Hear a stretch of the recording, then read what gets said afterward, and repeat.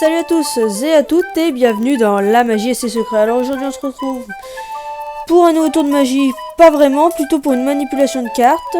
En fait je vais vous apprendre à faire un break car dans la vidéo de la semaine prochaine, du 27 juillet donc, si vous la regardez au moment où elle sort, du mercredi prochain, vous aurez besoin d'apprendre à faire un break. Alors un break, qu'est-ce que c'est? Ça consiste tout simplement à mettre son petit doigt dans une fente comme ceci. Alors on peut faire des breaks plus ou moins épais, vous voyez, là ici c'est un tout petit break, mais pourtant je sais que mon break il est là, je peux couper ici. Et c'est vraiment invisible, hein. Vous voyez de l'autre côté on ne voit vraiment pas, donc là j'ai un break, hein. Même si je fais un gros break, regardez on va mettre son doigt carrément, donc là c'est un gros break, ça ne se voit pas. Hein. Alors je peux pas dire que ça ne se voit pas du tout parce que ça se voit un petit peu, mais quelqu'un qui connaît rien en magie va pas faire gaffe qu'il y a une petite carte là qui dépasse un peu mieux que les autres. Ça ne se verra pas et pourtant on peut couper vraiment où on le souhaite.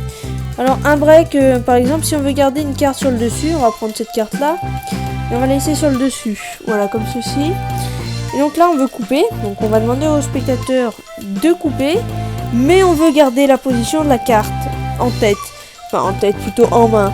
Donc tout simplement le spectateur va couper comme ceci, donc il coupe où il veut. Et nous ce qu'on va faire c'est qu'on va prendre sa carte. On va placer son petit doigt comme ceci. Donc voilà, vous voyez, vraiment, on place son doigt comme ceci. Et on vient poser le reste du paquet. Alors pour cela, on va se mettre en position de donne, pardon.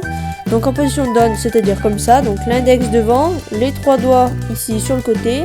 Et le pouce alors horizontal au paquet, quoi. Hein, vraiment, voilà. Et donc, on vient placer le paquet sur dessus. Alors en temps normal, quand on va se mettre en donne, quand on va prendre un paquet en main, on va le prendre comme ceci. Vous voyez, on va le tenir comme ça, bon, de manière à pouvoir distribuer les cartes, bon, comme ceci. Mais là, ce qu'on va faire, c'est qu'on va faire la même chose, sauf qu'on va plier notre petit doigt. Donc regardez, on coupe, on vient prendre le paquet, on plie le petit doigt, et tous les autres doigts sont normaux. Alors bon, c'est vrai que comme ça se voit pas, mais nous, ça se voit énormément. Et donc ensuite, si on veut recouper, on va dire qu'on va couper par exemple jusqu'à atterrir à notre carte. On va prendre des paquets. Là, on dit non, il n'y a pas notre carte. Là non plus. Là non plus. Là, hop, on arrive à l'endroit du break. Donc on relève notre doigt parce que si on garde le doigt comme ça va se remarquer. On prend le paquet et on fait, ouais, là je le sens bien. Voilà, alors qu'on sait qu'il y a la carte en fait. Hein. Voilà, comme ceci. Donc regardez, je recommence. On prend une carte au hasard. Admettons, hop, celle-là. On la met sur le dessus, donc face visible, histoire que ça se voit toujours. On vient couper comme ceci. Tac, on vient prendre le paquet. On met son doigt. Alors, si on veut prendre une toute petite carte, on vient juste pincer la peau qu'il y a de son doigt, là, de son petit doigt. Voilà, on vient juste pincer la peau. Alors, je sais pas, attendez, j'attends que... Voilà. On vient juste pincer la peau. Et si on veut vraiment faire un gros break, parce qu'on a peur de pas y arriver, c'est vrai que des moments quand on est un petit peu stressé, c'est mieux de faire un gros break comme ceci. On vient mettre son index carrément comme ceci. Alors attendez, on va attendre la mise au point. Voilà. Et donc en fait là ensuite on va venir couper comme ceci à l'endroit de son break en fait tout simplement. Donc ça peut être très pratique pour par exemple remettre une carte sur le dessus si on dit bah vous voyez regardez je vais couper le jeu. Donc hop je prends le truc, je coupe le jeu. Et puis on va recouper encore en plusieurs morceaux, comme ceci, comme ceci, comme ceci. Là on sait qu'on arrive à la carte en fait, puisqu'il n'y a plus de cartes au-dessus de notre doigt. S'il en reste ça se sent bien évidemment, hein. On voit bien que là il nous reste des cartes, là il nous en reste. Là aussi, puis là on voit qu'il reste rien, donc on ouvre le petit doigt et comme ceci. Donc c'est une manipulation très très simple à faire. Alors après si vous voulez faire une coupe à une seule main, enfin voilà comme ceci, alors j'arrive pas trop à y faire mais je pense que je vous l'expliquerai. Voilà, j'arrive pas bien à y faire, je vais réessayer une deuxième fois pour voir si j'y arrive. Donc vous savez, une coupe à une main, c'est quand on fait comme ceci, là, on vient pousser comme ça. Là, c'est plus compliqué de faire un break, hein, personnellement, je trouve que c'est presque impossible. Hein. Donc je vous remontre une deuxième fois, je vous expliquerai une fois à faire une coupe à une seule main, comme ceci. Vous voyez, là, il faut vraiment venir mettre son doigt directement, c'est compliqué quand même. Hein. Voilà, là je viens d'avoir un break, mais c'est quand même assez compliqué. Alors je vous l'ai fait au ralenti, bien évidemment. Je viens de retourner une carte, je crois. Non, ok.